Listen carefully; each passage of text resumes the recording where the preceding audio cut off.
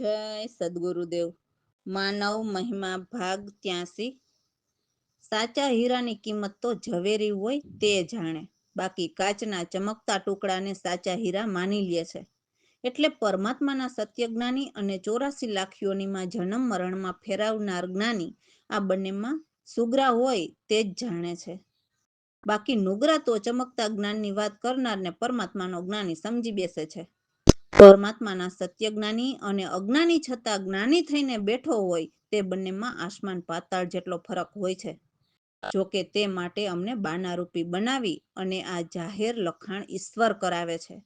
જોકે એક સૂત્રમાં બધી વાત પૂરી લઈ શકાતી નથી, એટલે બધા જ સૂત્રોને એક સૂત્રને 2-3 વખત સાંભળીને સમજો। અને આ જલતા પૃથ્વીલોકમાં બીજા જીવની મનની ભ્રમણા નીકળે તો બીજા જીવના અંતરના આશીર્વાદ મળશે। બધા જ જીવને સત્યની જરૂર તો છે જ। ડાકુ કે લૂંટેરાને પણ સત્યની જરૂર તો છે જ। ગમે તેટલો ભણેલો કે અભણ કે રાજપાટ ભોગવનાર કે ગમે તે દેહધારીને માનનાર કે પૈસાથી ગરીબને પણ સત્ય વાતની કે સત્ય સમજણની, સત્ય પરમાત્માના દર્શનની જરૂર તો છે જ। અને આપણે એવું સમજીએ કે હવે એવા જીવને શું ખબર પડે, તો તે આપણું અભિમાન છે। હા, જરૂર અંધશ્રદ્ધા કે અનુમાની વાતો કે પોતપોતાના મતાંતરની વાતોની જરૂર નથી। અને તેનો ફેલાવો કે જાહેરાત પણ કર્મ બની જાય છે અને તે જીવને ભોગવવા પણ પડે છે, કારણ કે આ કર્મ પ્રધાન લોક છે। જે કરો તે તમારે જ ભોગવવાના છે। એટલે કોઈ જોતું નથી તેવું મગજમાંથી કાઢી નાખવું, કારણ કે કર્મ સુરતામાં ટેપિંગ થાય છે અને આ કર્મ અને ધર્મથી ન્યારા કરનાર ચોથા લોક નિવાસી જે સદગુરુ ચરણ જ જીવને ન્યારા કરી શકે છે। એટલે પરમાત્માના સત્ય જ્ઞાનીના ચરણ છોડે પછી જીવ નથી રહેતો દેહધારી અવતારીનો સહારો કે નથી સદગુરુ ચરણનો સહારો। મનન કરો, રામ ભરોસે। તો આ વાણીના શબ્દો જગતના માનવને સમજાવે છે કે હે માનવ, હવે તો આ કળજુગ આવ્યો, તો હવે તો કોઈ સંત વિરલા અનુભવીને જાણો। વારંવાર મનુષ્ય દેહ નથી આવતો।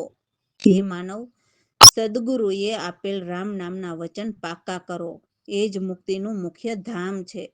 જો સદગુરુને પામીને તારા કામ થઈ જાય તો તારો આ જગતમાં વારંવાર આવવાથી નિસ્તારો એટલે છુટકારો થાય। એટલે હે માનવ, જૂઠા કામ છોડો, એનાથી રામ નહીં રીજે। નિત્ય સવાર સાંજ સર્જનહારને ભજો। તો સવાર સાંજ ભજવાનું કેમ કીધું?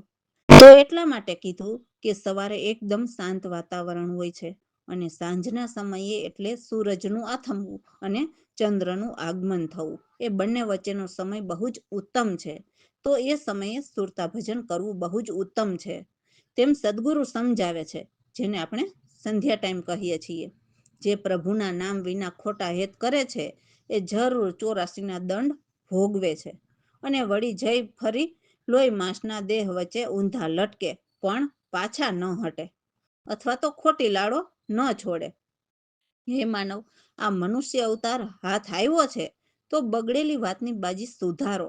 આ સંસાર તો જાણે આંખો આગળ અંધારી રાત છવાયેલી હોય તેમ છે, જેથી એમાંથી નીકળવાનો કિનારો મળતો નથી।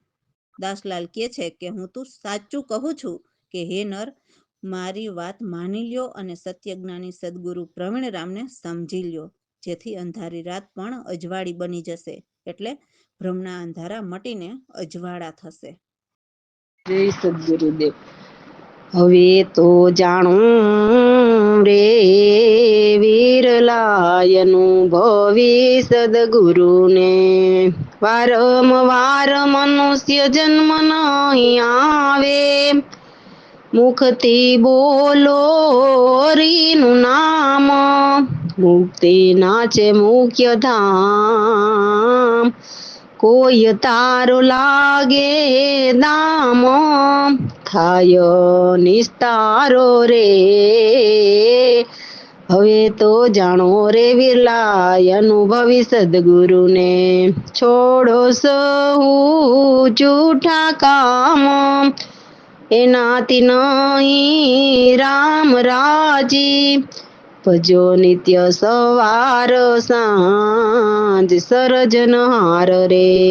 હવે તો જાણો રે વિરલા અનુભવી સદગુરુને હરિ વિના કરે તો 84માં દીએ દંડ ઊંધા પડે મારે બેકો છોડે નહીં લારો રે હવે તો જાણો રે વિરલાયન ભવી સદગુરુને આવ્યો અવસર આવ્યો હાથ બગડેલ સુધારો વાતો રે આંખો આગળ અંધારી રાત સુજે નહીં કિનારો હવે તો જાણું રે સાંભળો સહુ નર નાર સમજી લ્યો પ્રવીણ રામને દાસલાલ કહે સાચું કહું માની લ્યો મારી વાત હવે તો જાણો રે વિરલાય અનુભવી સદગુરુને રામ ભરોસે. તો હવેની વાણીમાં સદગુરુ કહે છે કે હે યમરાજના હાથે હણાતા દંડધારી જીવ, તું અમારી વાત સાંભળ. આ પૂરા 5 તત્વનો મનુષ્ય દેહ મળ્યો છે, તો તમે પ્રભુના નામને કેમ ભૂલી ગયા? હે માનવ, આ નગર વચ્ચે પડ્યા એટલે તો બહુ ભારી દુઃખ છે. સદગુરુ કહે છે કે હે માનવ, આ જગતમાં ભરતખંડ તે શુભ કર્મ ભૂમિ સુખદાય છે, તો હે જીવ, તે તો ત્યાં પાપ કર્મ કર્યા એવી તારી મતિ મારી ગઈ છે. એક પલ પણ સતના સંગ ન કર્યા અને વિષયોમાં મન ધરી લીધા. આમ જ સારી ઉંમર પશુઓની જેમ વિતાવી. પશુઓમાં તો આકાશ તત્વ નથી એટલે તે ન વિચારી શકે, પરંતુ આપણા માનવ દેહમાં છે, તો તે તો વિચારીને પ્રભુ ભજન કરવા માટે સતનો સંગ તો કરી શકે ને. હવે તો પસ્તાય છે, તો તે પણ શું કામનું? હે જીવ, તને જરા પણ શરમ નથી. એટલે સદગુરુ પ્રવીણરામ જીવને કહે છે કે હે જીવ, આમાં ભૂલ કોની? તમારી જ ને. જય સદગુરુદેવ.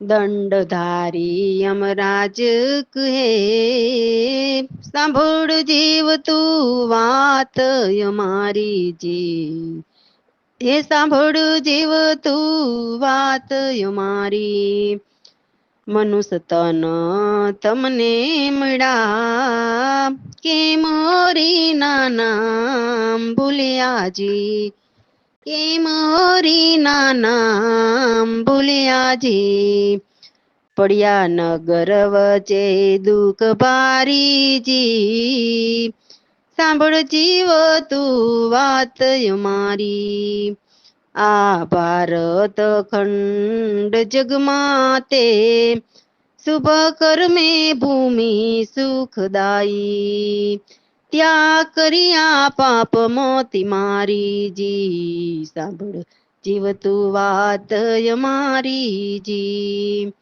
વિષયોમાં મન ધરી લીધા પલવાર પણ સત્સંગ ન કર્યા પશુઓ સમાન સારી ઉમર વિતાવી સાંભળ જીવ તું વાત અમારી હવે શું પસ્તાય છે તને નહીં આવે જરા શરમ પ્રવીણ રામ કહે છે માનવ એમાં ભૂલ તમારી જી સાંભળ જીવ તું વાત અમારી એ સાંભળ જીવ તું વાત અમારી રામ ભરોસે. એટલે હે માનવ, કોઈ અનુભવીના જ્ઞાનથી બ્રહ્મને સમજ, જેમાં બંધન મુક્તિ કશું જ ન હોય, ત્યાં સટ પ્રમાણ ન લાગે. એટલે સોહમ પુરુષના કોઈ નિયમ ત્યાં નથી હોતા. એવા બ્રહ્મ 3 કાંડની આગળ તે ચોથા છે. આમ સૌથી પહેલા જૂનામાં જૂના પુરુષ છે, પરંતુ આ 3 લોકથી પર ચોથા લોકમાં એમના આસન સૌથી ઊંચા છે. એ તો મન, બુદ્ધિ, ચિત્ત અને અહંકારથી ન્યારા છે. જ્યાં પિંડ, બ્રહ્માંડ કે 3 લોક કે 9 ખંડ નથી, ત્યાં કોઈ દેવ, નદી કે મકાન નથી કે પગપાળા કરીને બ્રહ્મને ગોતવા જવું પડે. ત્યાં કોઈ પ્રશ્નો કે ઉત્તરની શંકા પણ નથી. સૂક્ષ્મ નથી, સ્થૂળ કે કારણ બીજ પણ મૂળે નથી. મૂળ તો પરમાત્મા એક જ છે. જ્યાં હું તુની માયા નાસી ત્યાં અચલ અમર અવિનાશી છે. તો આ સારું વિજ્ઞાન અમારા સદગુરુ પ્રવીણરામ અનુભવ કરીને જાણ્યા, જે બ્રહ્મજ્ઞાનના પાક્કા અનુભવી છે, જેમણે મને બોધ બુદ્ધિથી પાર કરી દીધો, એવા ચેતન પ્રભુ અપારા મારા સદગુરુ છે. જય સદગુરુદેવ. બ્રહ્મ સમજય અનુભવી રે, બંધન મુક્તિ નહીં બેવું. સટ પ્રમાણ ન લાગે ત્રણ કાંડ ની આગળ રે, બ્રહ્મ સમજય અનુભવી રે. મન બુદ્ધિ ચિત્ત અહંકાર અંતકરણ તે ન્યારા રે, બ્રહ્મ સમજય અનુભવી રે. પિંડ નહીં બ્રહ્માંડ, લોક નહીં નવખંડ, દેવ નહીં મકા, પ્રશ્નોત્તર નહીં શંકા, બ્રહ્મ સમજય અનુભવી રે. સૂક્ષ્મ નહીં સ્થૂળ, કારણ બીજ નહીં મૂળ રે, બ્રહ્મ સમજય અનુભવી. હું તું માયા નાસી અચલ અમર અવિનાશી રે, બ્રહ્મ સમજય અનુભવી રે. પ્રવીણ રામ વિજ્ઞાની અનુભવી જાણ્યા રે, બ્રહ્મ સમજ અનુભવી. બોધ બુદ્ધિથી પાર ચેતન આપ્યો પાર, બ્રહ્મ સમજય અનુભવી રે. રામ ભરોસે. એટલે સદગુરુ કહે છે કે બ્રહ્મ એ જ એક શુદ્ધ સચ્ચિદાનંદ સુખરાશી છે, જેમના ગુણ અગમ નિગમ બેઉ કહીને થાયકા. એટલા એમના ગુણો છે જેને કહ્યા ન કહી શકાય, એવા નિર્વાણ અવિનાશી છે. શુદ્ધ સ્વરૂપ પ્રવીણરામ કેવળ અજર અમર કુટસ્થ, એટલે ઊંચામાં ઊંચા સ્થાને અવિનાશી છે. એ જ સર્વાતીત, એટલે સર્વ જગ્યાએ વસે છે. અને અનંત અછેદ, એટલે એમને છેદવા છતાં નથી છેદાતા એવા નિરાધાર નિર્વાસી છે, જ્યાં પાંચ તત્વ કે ત્રણ ગુણની કોઈ ગુંજ નથી. આ સારી સૃષ્ટિની ઉત્પત્તિ, સ્થિતિ કે પ્રલય એમના નથી, એ તો સોહમ પુરુષ ત્રિલોકીના છે. બ્રહ્મ દેશમાં નથી સજ્જન કે નિર્જન, કે ત્યાં શિવ શક્તિ પણ નથી. જ્યાં સગુણ નિર્ગુણ ભાવ નથી, કે ત્યાં ગુરુ કે જિજ્ઞાસુ નથી. ત્યાં આર પાર કે આગળ પાછળ કોઈ નથી. આપ જ આપ, બીજું કોઈ ત્યાં નથી. એવા ચેતન પરમ પ્રકાશી છે, નિર્વિકારી નિર્વાણી નિરંતર નિર્મળ, જ્યાંનો ત્યાં સ્થાયી અનિર્વાચ્ય અજાણ્યા ચેતન, જેને કોઈ નથી જાણી શકતા, એ બ્રહ્મને સદગુરુ પ્રવીણરામ જ્યાંના રહેવાસી સારી વાત અનુભવથી કહે છે. રામ ભરોસે. જય સતગુરુદેવ. બ્રહ્મ શુદ્ધ સચિદાનંદ સુખ રાશી, અગમ નિગમ બેઉ કહી થાક્યા, નિર્વાણ્ય વિનાશી. શુદ્ધ સ્વરૂપ પ્રવીણ રામ કેવળ, અજ કુટસ્થય વિનાશી. બ્રહ્મ શુદ્ધ સચિદાનંદ સુખ રાશી, સર્વાતીત અનંતય છેદા, નિરાધાર નિર્વાસી.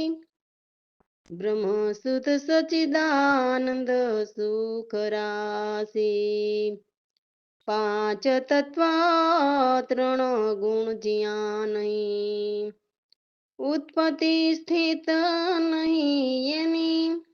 બ્રહ્મ શુદ્ધ સચિદાનંદ સુખ રાશી, જ્યાં નહીં સજન નહીં નિરંજન, શિવ શક્તિ નહીં ત્યાંય, સગુણ નિરગુણ ભાવ નહીં ત્યાં, નહીં ત્યાં ગુરુ જિજ્ઞાસુ, બ્રહ્મ સુત સચિદાનંદ સુખ રાશી.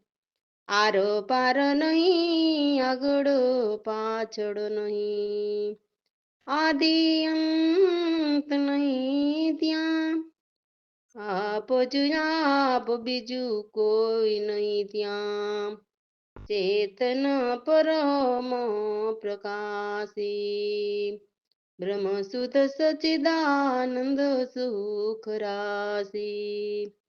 નિર્વિકાર નિર્વાણ નિરંતર, જ્ઞાનો ત્યાં સ્થાયી, અનિર્વાચ જાણ્યા ચેતન, તે પ્રવીણ રામ રેવાસી, બ્રહ્મ સુધ સચિદાનંદ સુખ રાશી.